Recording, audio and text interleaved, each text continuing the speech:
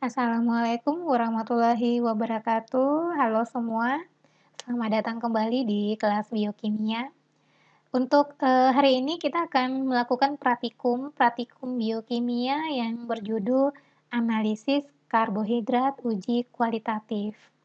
Jadi di sini itu akan dijelaskan materi langkah-langkah dalam melakukan uji kualitatif pada karbohidrat dan akan ditambah dengan video uji kualitatif pada karbohidrat. Nah, setelah ini Anda semua diminta untuk membuat laporan praktikum untuk materi ini. Untuk formatnya, bagaimana formatnya itu nanti akan saya taruh di folder terpisah. Baiklah, kita mulai analisis karbohidrat. Analisis kualitatif ya, itu, artinya kita melakukan pekerjaan ya, yang tujuannya untuk menyelidiki, untuk mengetahui kandungan senyawa-senyawa yang terdapat dalam suatu sampel uji.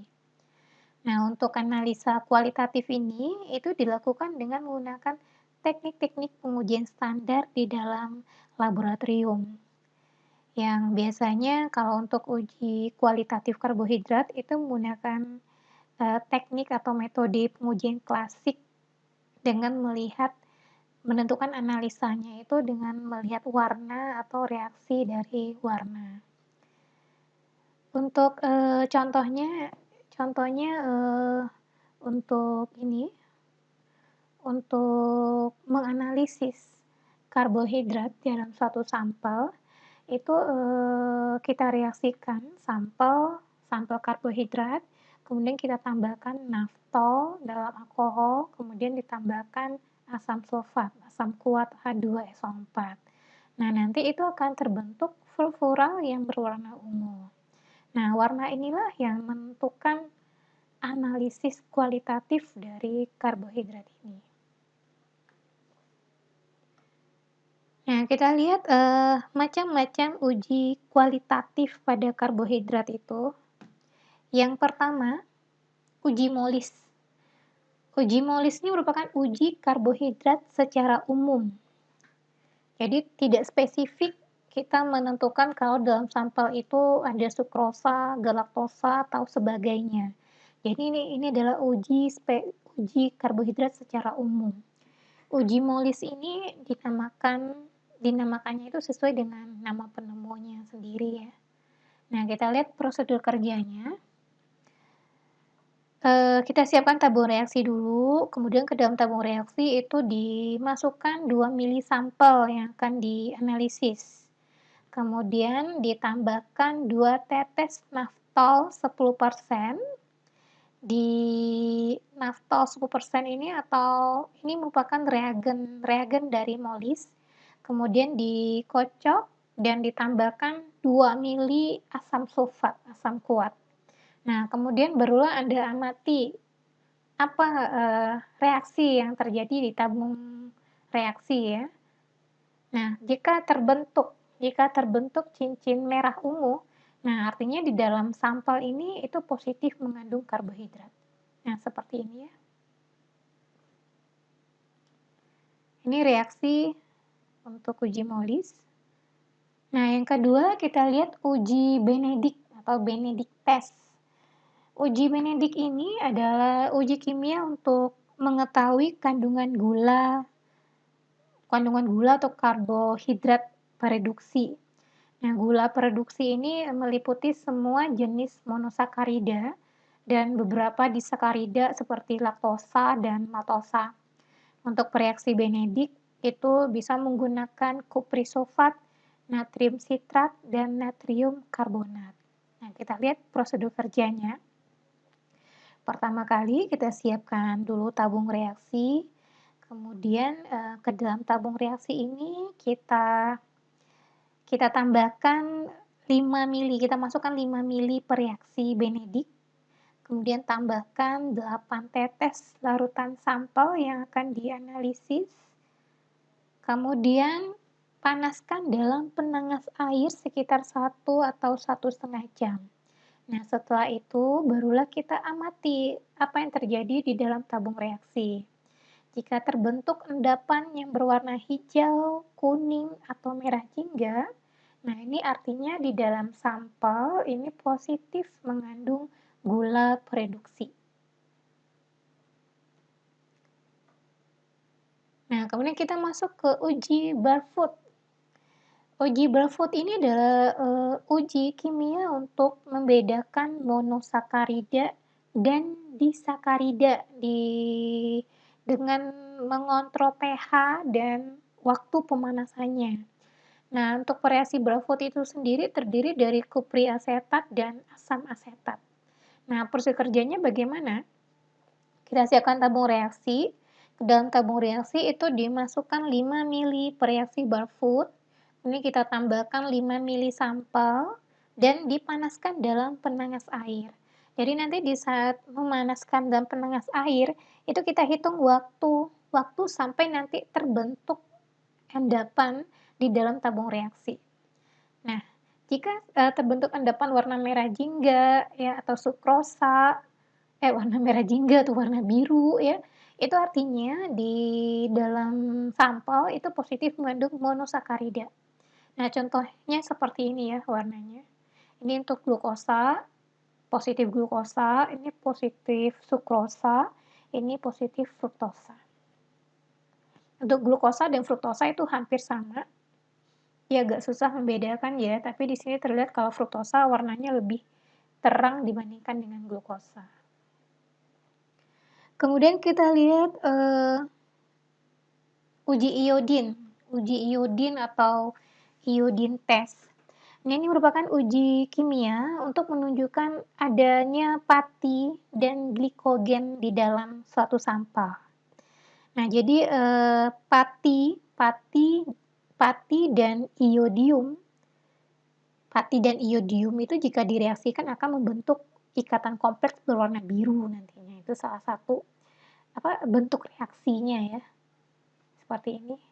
Nah, itu kita mulai dari prosedur kerjanya. Prosedur kerjanya itu pertama, kita siapkan tabung reaksi, kemudian kita masukkan sampel ke dalam tabung reaksi, bisa 5 mili sampel, kemudian tambahkan 1 tetes larutan iodium. Setelah kita tambahkan 1 tetes larutan iodium, kita amati apa perubahan terjadi di situ. Nah, jika di tabung reaksi terjadi perubahan warna merah, itu artinya dalam sampel itu mengandung glikogen. Dan jika dalam tabung reaksi terjadi perubahan warna biru, nah artinya dalam sampel itu positif mengandung pati. Seperti itu. Nah, kemudian kita lihat uji Seliwanov. Uji Seliwanov ini adalah uji kimia untuk menunjukkan adanya fruktosa dalam sampel. Nah, untuk uji Seliwanov, itu artinya kita harus membuat pereaksinya terlebih dahulu dengan mencampurkan 3,5 mili resorsinol 0,5%, ditambahkan 12 mili asam klorida, kemudian diencerkan sampai 35 mili dengan aquades. Nah, caranya bagaimana? Ke dalam tabung reaksi, kita ambil 5 mili reaksi yang sudah kita buat, kemudian kita tambahkan 1 mili sampel yang akan dianalisis. Kemudian dipanaskan dalam air, yang dipanaskan, kemudian nanti diamati perubahan warna yang terjadi dalam tabung reaksi. Jika terjadi perubahan warna merah ceri, artinya dalam tabung reaksi itu positif mengandung fruktosa. Nah, yang terakhir ini adalah uji asam mukat. Uji asam mukat ini uji untuk menunjukkan adanya galaktosa. Di asam mukat itu adalah nama lain dari asam galaktarat yang merupakan hasil oksidasi dari galaktosa. Kita lihat prosedur kerjanya. Jadi dalam tabung reaksi kita masukkan sampel ya, sampel sekitar 5 mili, kemudian kita tambahkan 1 mili asam nitrat HNO3, kemudian kita panaskan, kemudian ditambahkan lagi 5 mili aquadesnya. Nah, diamkan semalaman, setelah itu baru diamati apakah terbentuk kristal atau tidaknya. Nah, terbentuk kristal atau tidaknya ini menunjukkan adanya galaktosa ya, ada atau tidaknya galaktosa. Jadi di sini reaksi reagen dari asam ukat itu adalah asam nitrat HNO3. Nah, kita lihat contoh kasus 1 ya. Kasus 1, sampel A ini mengandung glukosa dan sukrosa. Nah, bagaimana cara kita membuktikan jika sampel A ini mengandung glukosa atau sukrosa? Nah, jadi membuktikannya itu dengan mengujinya. Mengujinya sesuai dengan uji kualitatif untuk karbohidrat.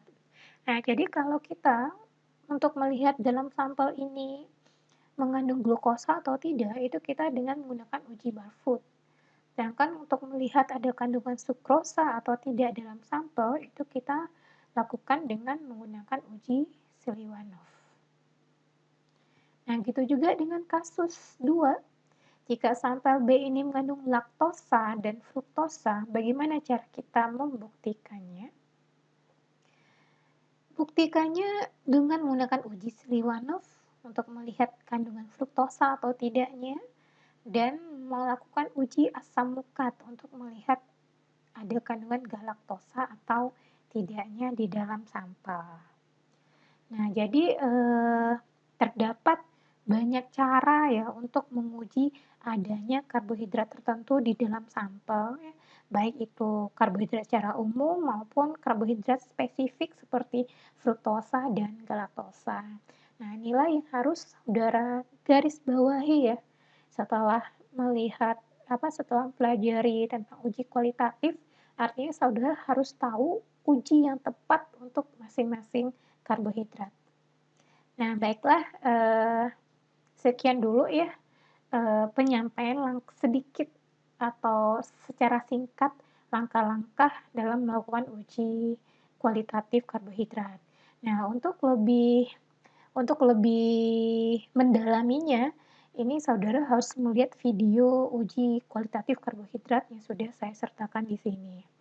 Nah, baiklah, akhir kata, selamat belajar ya, selamat belajar mandiri dari rumah, tetap semangat, dan saya harap saudara semua mengumpulkan laporan praktikum di jadwal yang sudah ditentukan. Assalamualaikum warahmatullahi wabarakatuh.